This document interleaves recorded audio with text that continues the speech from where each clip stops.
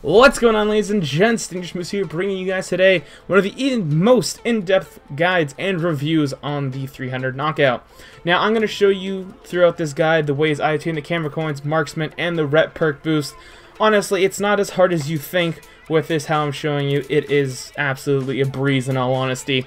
Now, throughout the review, this is how I did it, and you can go ahead and reference any other guides if there are any things. I don't include any methods. This is all stock from myself. If I did happen to steal someone else's idea, that is because it might be the same place, and so it's very common. And even if you did know these things, well, then keep doing it, because honestly, from this guide, I'm going to give you a full gun review, and guide on how to get your camera coins, how to obtain your marksman headshots, and how to obtain your rep perk. And, well, yeah, then the weapon review will be at the very end, so you guys can go and skip to that. You can trim through the video. If I don't put timestamps down below, that is completely my fault, but if I do, all the better. Alright guys, so once again, I did put a lot of effort in this review. It is probably going to be a little bit lengthy, so I really do hope you guys stick all the way to the end. Without further ado, let's get into the review. Alright guys, so here, after explaining all of what pretty much you have to do and showing you guys the 300 knockout, I'm going to show you guys some of the best spots that I found for getting these elusive camera coins. So, over here on Dust Bowl, for relativity on B on Conquest Small in the motel area, what you want to do is you want to go ahead and grab your grappling hook, get on top of the roof, if I could freaking get up there. Alright, let's try that again. Alright, so getting on top of the roof, and you'll see these little smokestacks here. Don't just ignore the helicopter, that's my buddy. He was just helping out with the videos. I appreciate your help, Tony. So, you'll see these little kind of chimney things. I actually have no freaking idea what they are. I really don't. But anyways, these kind of pull things here. At least for blood money, this is a spot that I used to do. Your blood money setup is that if you're on the cop side, you point one camera towards here, so it points right towards their motel, and then you can plant either a camera on these double stacks, kind of facing on an angle, or you can go ahead and proceed and just place one here. Oh shit, if I could place it right, that would be greatly appreciated. I don't know why the cameras have to reload, but you get the idea. You place it on top of this here, and then the cone will pick it up. And if you really want to, well, I don't think incendiaries can burn down the trees, but if that tree's down, or if it's not down, it works either way, and it spots everyone that goes into the building, and it can even, for some reason, it actually sees through the windows and up top there.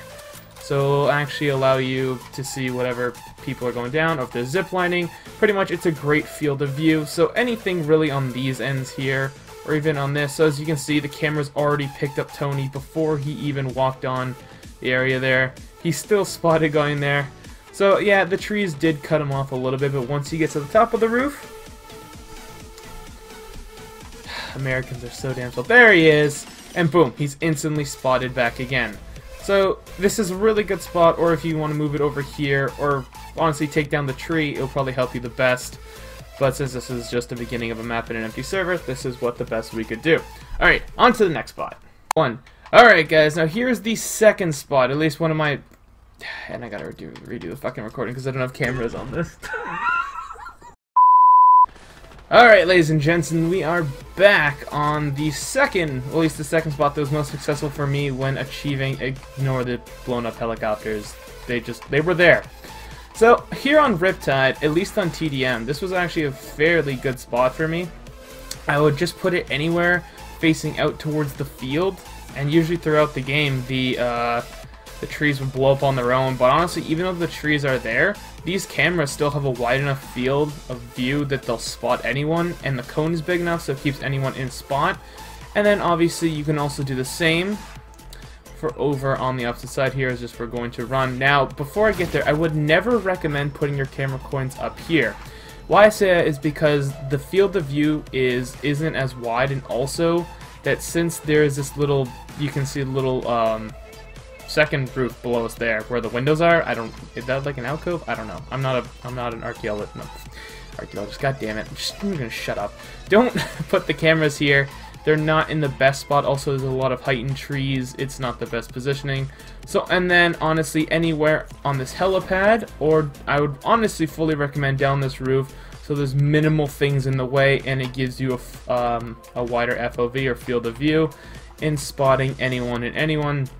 It's honestly one of the best positions that I would recommend completely to you, and it's just worth. It's just worth.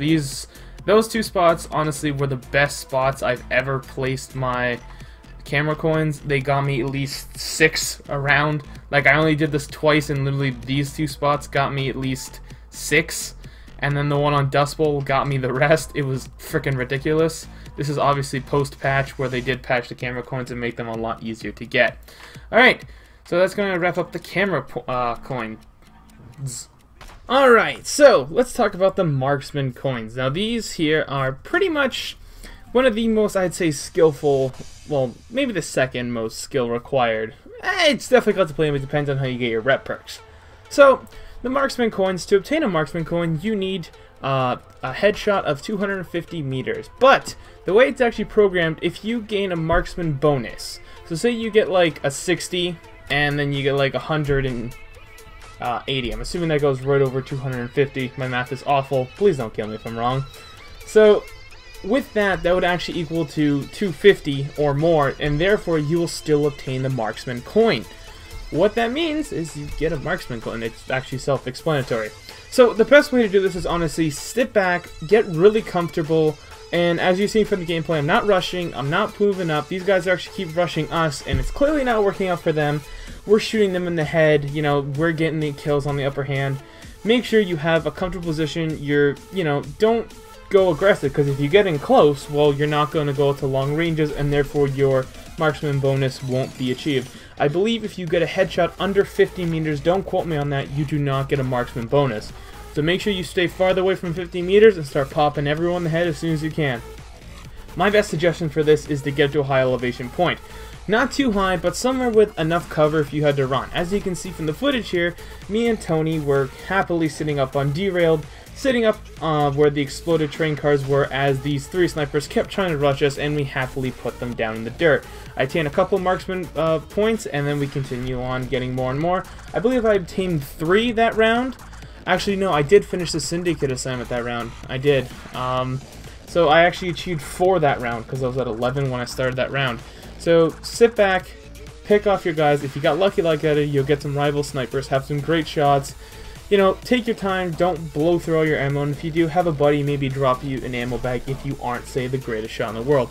Nothing wrong with having terrible accuracy, you need to work on it. Honestly, the AWM and the R700 are not bad sniper rifles at all. They're very good, honestly, and for long-range shooting, definitely a thing to go. Or you can go the best way and use the Scout Elite with the fastest bullet velocity and fastest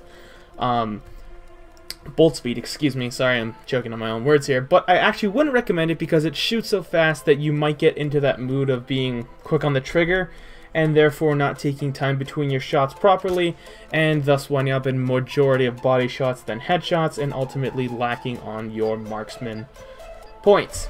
Alright, moving on. Alright, so now questionably one of the hardest things to do is obtaining those 4 rep perks, but with that last patch that came a while back, with Battlefield Hardline, it's so much easier to get to tier 4, and actually, honestly, go do Hotwire. It's still an amazing way to obtain your points and your rep perks. That's honestly what I did.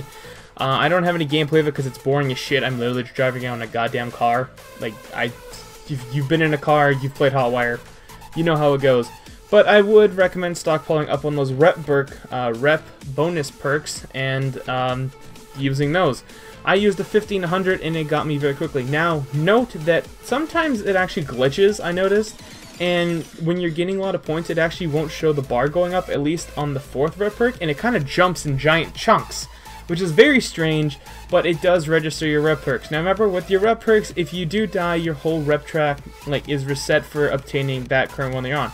So say you have 3 and you're on your way to 4, if you die and you're halfway, you lose that halfway percentage, and you have to do it all again. If you get squad wiped, well, shit, you have to do that again as well.